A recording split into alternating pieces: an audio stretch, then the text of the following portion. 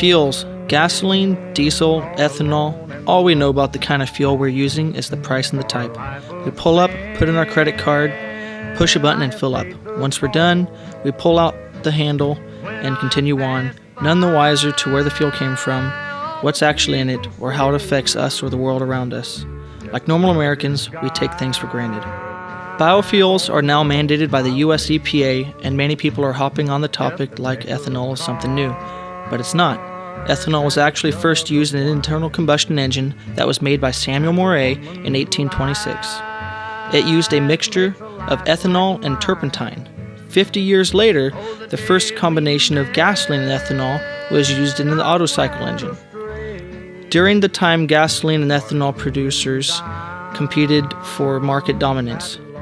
In 1896, Henry Ford released the first automobile to operate solely on pure ethanol.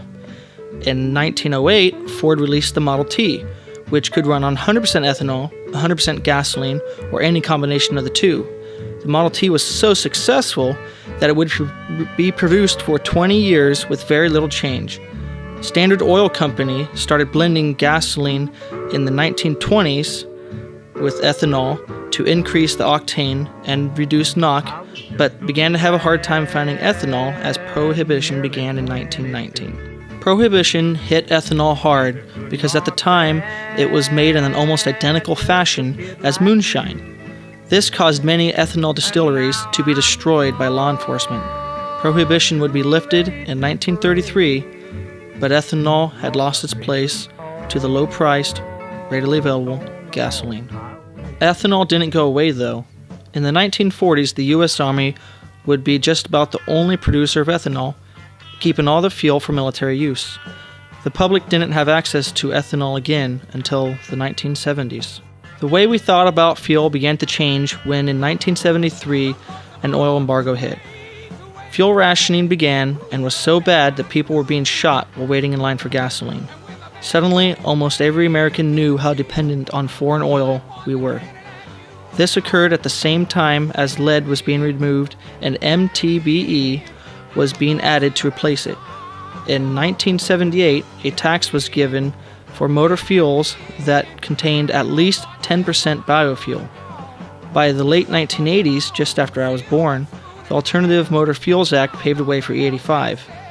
By the late 1990s and early 2000s, it was realized that MTBE was doing more harm than good as it was contaminating the groundwater supply. Slowly, cities, then states, banned MTBE and replaced it with ethanol. During the mid-2000s, the Bush administration pushed to do what the prior 6 administrations couldn't by mandating biofuel usage in each state. They subsidized corn farmers. They would produce ethanol to meet the new demand. Auto manufacturers such as General Motors, Ford, and even high-end brands like Bentley began producing vehicles that could run on ethanol up to 85%. Most people still wouldn't buy ethanol fuel, so blending into normal gasoline is how most states met their federal mandates. Then, car enthusiasts made a discovery.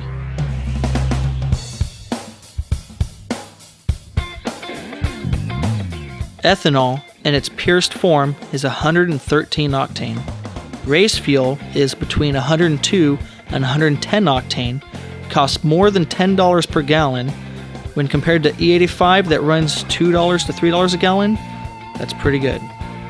With E85, a properly tuned vehicle can see up to 20% increase in power.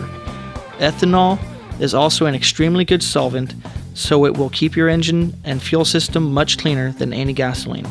Unlike race fuels, which tend to burn hotter, ethanol actually burns cooler, so it's safer and is extremely hard to get to knock, which causes engine damage, making it where you can run the engine at max power for longer times. Some racing teams, such as NASCAR, have begun using ethanol in their fuel. So what this means to me is that I can drive my truck irrigating around fields, go hunting, drive to school, and then go racing on the weekend, just by changing fuels.